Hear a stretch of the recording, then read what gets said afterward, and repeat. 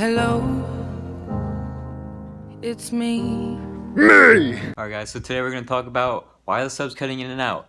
This seems to be this actually is my #1 video on YouTube. Totally was not expecting that, but it seems like a lot of you guys are having the same problem that I was, as in the sub just keeps cutting in and out, or maybe your audio is just not working, period. Maybe let's go ahead and take a look at what we can do and see if we can't troubleshoot that for you guys, alright? So one of the biggest issues that I've had was wiring, really. If your audio is cutting in and out, let's say you're going over a speed bump and it cuts out real quick, maybe it doesn't come back on, but then you hit another speed bump and it comes back on. Or you have some form of, you can tell that something's disconnecting and then reconnecting. That is clearly a sign of wiring not 100% touching each other. Now it may completely look like it's touching each other. Like for example, when I don't even remember what car it was. I think it was the Taurus. I've done so many cars right now. Everything was 100% connected, right? And then I found out later that the fuse wasn't actually touching the power wire. So everything else was completely connected except that one part. Later on, I actually found the wire in the back of the car in the trunk had gotten loose. It had wiggled itself free, and you can't tell because, you know, it's wrapped in electrical tape, which I fucking hate that it's still loosened up. I don't know. But if you can find a way to make them stay together, then bond them really good, definitely do it, because it's a pain in the ass later on. I actually did find one brand new thing. I highly doubt many of you are gonna have this problem.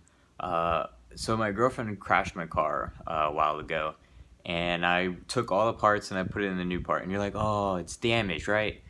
Not really. What actually ended up happening was the fuse had battery acid in it, and it started corroding. And I was like, I mean, it's not broken or anything. It's still working. The corrosion just kind of popped the plastic a little bit.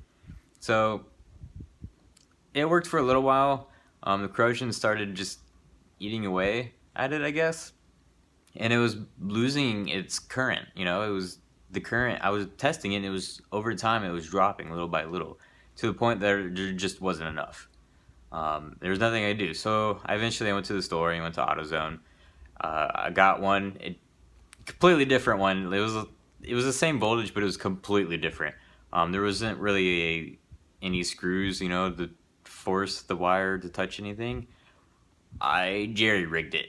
And I don't know if you've seen many of my videos, but I'm pretty good at jerry-rigging, and that's what I tend to do. Maybe that's why you guys like me, I don't know, but that's what I did. So I jerry-rigged it, and it's still working. It's absolutely great. It's working out pretty well for me. Now, I don't know if you guys have ever had this problem, but I've had a problem where my speaker system shut my car off. Yeah, I don't know if you had that problem, let me know, because that's the weirdest thing. This drunk dude was on the road, and he wanted to ride home. I was like, you know what, fuck it, why not? I don't know if I got anything out of it, but I drove him home, and I was at the front of his house. Next thing I know, zoom, like, my car just turned off. Like, what? What do I do? So I turned the car back on, and it worked. I actually noticed one time one of these problems had occurred. I think my blinker system started turning on and off for absolutely no reason. Or I heard one person actually had their windshield wiper. Sorry, that was my arm. But I had a windshield wiper go off on somebody one time, and that was the weirdest thing. And so you want to know what the problem was? You probably already guessed it. Not entirely the ground per se, but the power wire got pinched when I was hiding all the wires. It had somehow gotten pinched, and the plastic or the rubber or whatever it was had cracked, and the wire was just able to touch the metal frame. And you know what power and negative, and you know what that, yeah, not so fun. So I eventually found the problem. Thank God my car continued running. I don't know how it didn't blow up or catch on fire or anything. This is one reason you guys really got to pay attention. It's really easy, but it's really something you got to pay attention to when you're laying this stuff out. Just make sure that you don't accidentally pinch the wires. And if you're having problems with it, definitely make sure the ground is working. That seems to be a common problem. If the ground wire will look like it's touching, and sometimes the metal frame that you're touching is just not enough metal. It will look, trust me, it will look fine. Just humor me, find a different spot, see if it works. If it does, bada bing, bada boom, you got a good spot. Yeah, I know, sometimes it's really inconvenient, some of the spots that you can try to ground out. But if it works, man. Why argue with it, you know? Do not blow your speakers. You are here, get it, here, for a good time and a long time, you guys. You guys want to make sure that you guys can continue enjoying your speakers. So don't push your limits. Don't blow your eardrums out. Just enjoy your subs, because that's what they're here for. Unless you're doing competition, obviously there's different reasons for that, but most of you guys probably aren't doing competition. You probably wouldn't be on my channel if you were doing competition. Maybe you're trying to and you want to get used to it and all, but in the meantime, just focus on quality. You don't want to hurt anything. You probably just bought them or they're relatively new. Just take it easy, guys. All right, enjoy that stuff. Eventually, you're gonna get tired of it and you're gonna want to resell it. There are probably not gonna be very many left in the market, and you're gonna make a lot of money off of it. So just keep it good, keep it low. Don't get in trouble by the police, okay? And I kind of got into this video today because I was checking out my YouTube views. And my #1 video was actually the subwoofer cutting in and out. It's a fucking hilarious video. Go ahead, check it out. But the person that actually got me started on you know, audio and all that was one of my friends, Dave, from high school, and he had a buddy that was already had the job. You can follow him on Instagram. His name's James1983. He's local in my area, so if you guys are from anywhere but Georgia, you probably just gonna enjoy great content, right? All the audio stuff. But he's been working on audio stuff for quite a while, and I did some networking to him to come up with this video, be able to help you guys.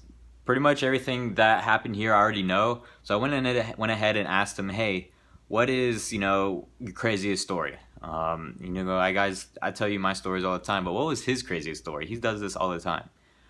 His craziest story actually involved a Volvo, and what happened was when he replaced the radio, that particular Volvo, for some reason, to start the car, there was a chip in the old radio. So when he put that new radio in, they didn't have the chip and the car wouldn't start. So what he had to do was he had to put a new radio, like amp type thing, in the trunk. You guys, if you don't know what it is, look at my Taurus video. There's two radio boxes. There's one in the front that controls everything, and the one in the back that's all the circuitry. But he had to change. He didn't really have to change the box. He had to put a little disc in the trunk to start the car. Now imagine trying to work on your car and your car's not working because you put a new radio in. That's fucking scary. But if you guys ever run into that problem, now you know how to fix that.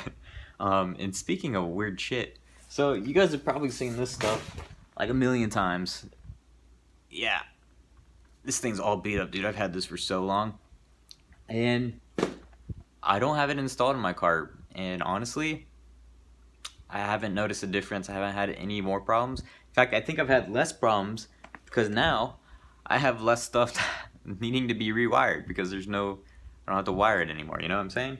There's less finicky stuff. Of course, it looks cool because you got numbers and you're like, "Ooh, what's that? Is that a bomb?" You know.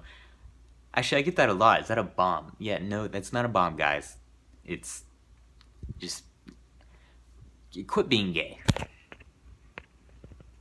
Oh, if you guys don't understand that, in most of my videos, I've been tagging people like you. I just tagged you guys. You guys are now gay. So go ahead and share my video, because that's the only way you become ungay is by sharing. Just get it.